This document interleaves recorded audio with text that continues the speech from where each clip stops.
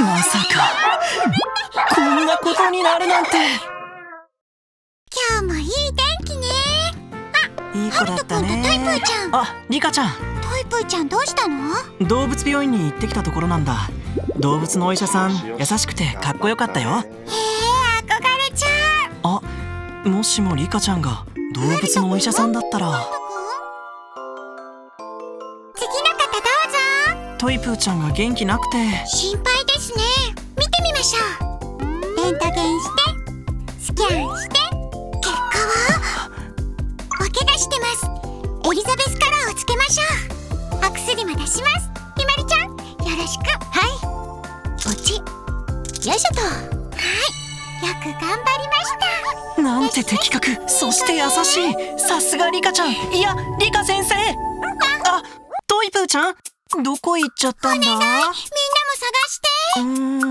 あれどこだ？トイプーちゃん。あれ？どこかな？見つけた。元気になって嬉しくなっちゃったのね。ありがとうリカ先生。お大事に。帰りましょうね。次の方お願いします。どれどれ？包帯を巻きますね。次の方。うちのうさちゃんが。なるほど、傷薬をつけましょう。次の方。かゆみ止めのりのり。シャワーで清潔を。いっぱい飲んでね。ハムちゃんたちも。うちのアレキサンダー・ラグラグ・ジュエラ・プロストローチャーがはい、診断します。お注射しましょう。元気になってよかったですわ。あら、リカ先生大好きになったみたい。嬉しいな。では帰りますわよ。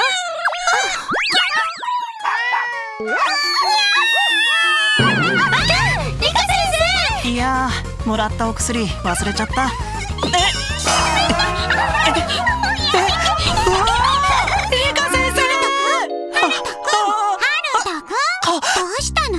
ごめん、ちょっと考え事してた。リカちゃんが動物のお医者さんになったら苦労しそうだなーって。確かに大変そう。でも大事な家族を元気にするお仕事、やっぱり憧れちゃう。さすがリカちゃん、いやリカ先生。